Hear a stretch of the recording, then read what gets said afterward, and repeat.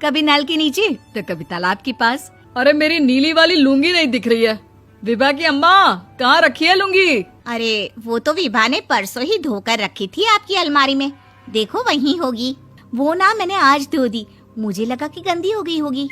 अरे कैसे गंदी हो गई थी, उसे तो मैंने पहना भी नहीं। हे भगवान, इस लड़की के कपड़े धोने की आदत से परेशान हो गया हूँ मैं। जितना तो घर में राशन नहीं आता, उससे कहीं ज्यादा डिटर्जेंट पाउडर का खर्चा है। इसकी शादी करवा दो, शादी जाए अपने घर में ही करे काम, फिर चाहे घर के कपड़े धोने हो या पूरे गांव के।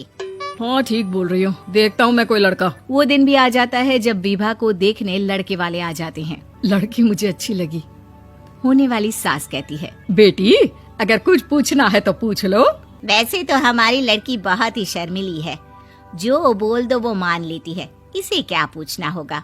अरे कैसी बात कर रही हो माँ, मुझे इन लोगों के घर रहना है, सवाल तो कई है। हाँ हाँ बेटा, पूछ लो ना, क्या पूछना है। आप लोगों के घर कपड़े कौन धोता है?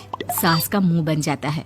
देखो, अगर तुम ये कहना चाहती हो कि तुम्हें कपड़े धोने नहीं आते तो सुन लो, कपड़े मैं ही धोती हूँ, लेकिन तुम्हारे आ जाने के बाद मैं रुमाल तक नहीं धोऊंगी। अरे चुप रहना भाग्यवान, बहू बेचारी घर आई नहीं, उसे डराना शुरू कर दिया। वो क्या है ना बिटिया, अभी तक तो ये कल्लू की माँ ही धोती थी, लेकिन अब तुम्हारे पापा तो दहेज में वॉशिंग मशीन देंगे ही। तभी विभा की माँ बोल पड़ती है, सवाल भी पूछा तो क्या। वैसे भाई साहब, मशीन की तो फिर भी कपड़े धोने की कैपेसिटी होती है, मतलब जो बिटिया दे रहे हैं ना विभा, इसे कपड़े धोने का बहुत शौक है। ये आप लोगों के क्या, आस पड़ोस गांव मोहल्ले सबके कपड़े धो दे और उफ तक ना करे। बाहर देखा नहीं आपने कितने कपड़े सूख रहे हैं, सब हमारी बिटिया ने ही तो धोए हैं। बस भी करो ना माँ, शर्म आ रही इतनी तारीफ सुनकर। और तो और एक दाग निकाल कर दिखाओ तो मान जाओ। हाँ अच्छा अच्छा, माफ करना बेटा, मैंने गलत समझा, हमें तो रिश्ता बहुत पसंद है। और ऐसे जुड़ जाता है रिश्ता कपड़े धोने का शौक रखने वाली विभा का। उसकी शादी हो जाती है कोयला फैक्ट्री में काम करने वाले कल्लू के साथ। शादी के बाद अचानक विभा चिल्लाती हुई सास के पास आती है। सासू माँ, अरे सासू माँ कहाँ है आप? ये तो धोखा है, धोखा दिया आप लोगों ने मुझे। इसे ससुर के चक्कर के बारे में पता चल गया। अरे तो उसमें तुझे क्यों धोखा मिला है? अरे नल में पानी नहीं आता, कपड़े कैसे कब धुलेंगे? अच्छा अच्छा, तू पानी नहीं आ रहा उसकी बात कर रही है। तो आपने क्या सोचा? कुछ नहीं।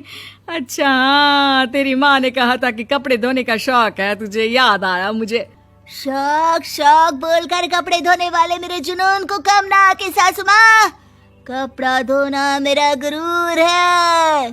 तभी पति भी वहाँ आ जाता है। अभी अभी मैंने इसे सनी देओल की फिल्म दिखाई है, उसी के डायलॉग मार रही है माँ। अच्छा सुन, साफ साफ बता रही हूँ, पानी सुबह 4 से 6 और शाम को 10 से 12 आता है, समझी? विभा टाइमिंग सुनकर हैरान हो जाती है।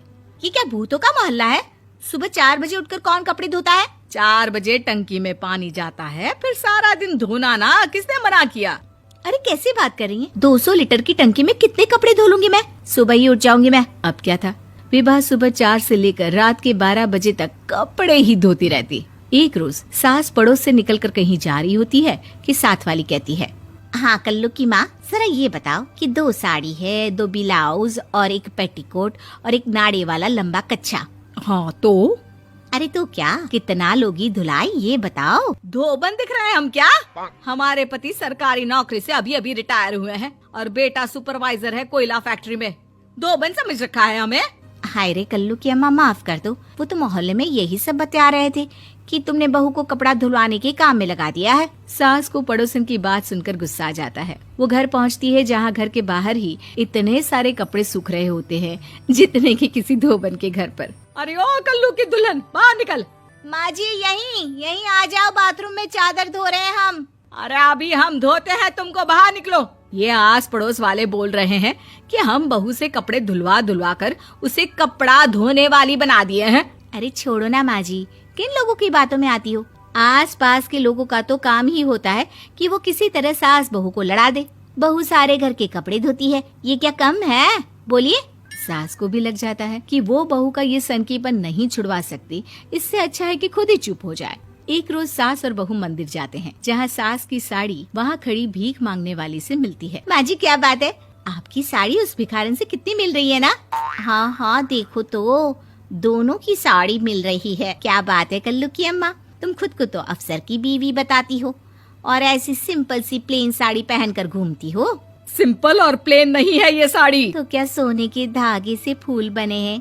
कुछ भी सासू माँ, कुछ भी। हाँ, बने थे इस साड़ी में सोने के धागे से फूल। मेरे पति लेकर आए थे मद्रास से स्पेशली मेरे लिए 10,000 की। ताहे भाई साहब इस भिखारन के लिए भी सेम टू सेम साड़ी लेकर आए होंगे 10,000 की। सास उस वक्त तो कुछ नहीं कहती, लेकिन बहू के साथ घर आती है और अलमारी से एल्बम निकाल कर लाती है। ये साड़ी देख रही है, ये वही साड़ी है जिसे मैंने अभी पहना था।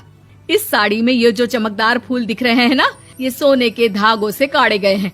लेकिन तू लोकल वॉशिंग मशीन ब्रश से घिस घिस कर सारे फूलों को निकाल कर साड़ी प्लेन कर दी। मुझे माफ कर दीजिए सासू माँ। और तो और, जब मैंने तुझे तेरी गलती के लिए कुछ नहीं कहा, लेकिन तूने तो सबके सामने मेरा मजाक ही बना दिया। क्यों? बहू को समझ में आ जाता